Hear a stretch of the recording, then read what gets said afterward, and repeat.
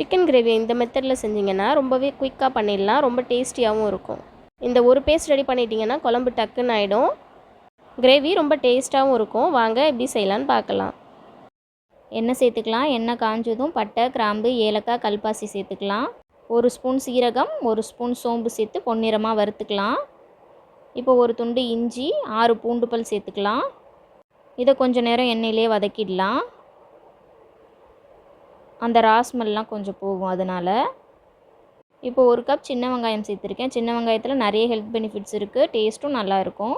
ஒரு பெரிய வெங்காயம், கொஞ்சமாக உப்பு, கறிவேப்பிலை சேர்த்து நல்லா வதக்கிடலாம். வெங்காயம் கூடவே உப்பு போடும்போது வெங்காயம் நல்லாவே வதங்கி வந்துடும். இப்போ வெங்காயம் நல்லா வதங்கி வந்துடுச்சு. ஒரு 2 தக்காளி எடுத்திருக்கேன்.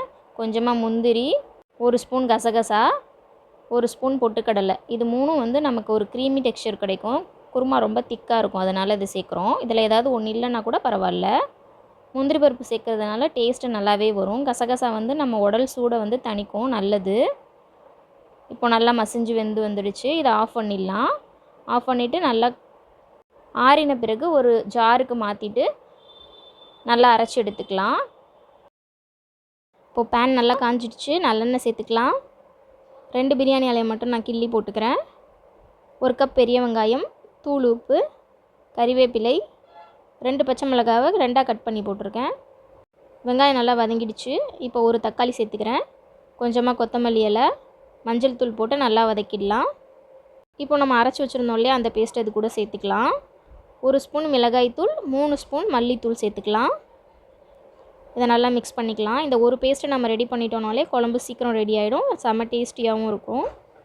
இப்போ மிக்ஸி கழுவின தண்ணியை ஊற்றி நல்லா வதக்கிடலாம். இப்போ மசாலா நல்லா வதங்கிடுச்சு. இப்போ சிக்கனை சேர்த்துக்கலாம்.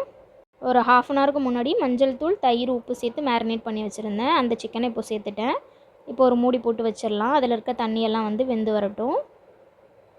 இப்போ சிக்கனில் இருக்கிற தண்ணியெல்லாம் வெந்து வந்துடுச்சு. இப்போ நமக்கு தேவையான அளவு தண்ணி ஊற்றிக்கலாம். இது நல்லா கொதிச்சு வரட்டும், கறி வேகிற வரைக்கும்.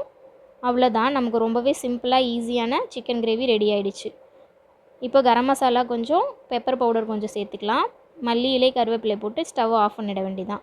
ரொம்பவே ஈஸி அண்ட் யம்மியான சிக்கன் கிரேவி ரெடி ஆகிடுச்சு. தேங்க்ஸ் ஃபார் வாட்சிங்.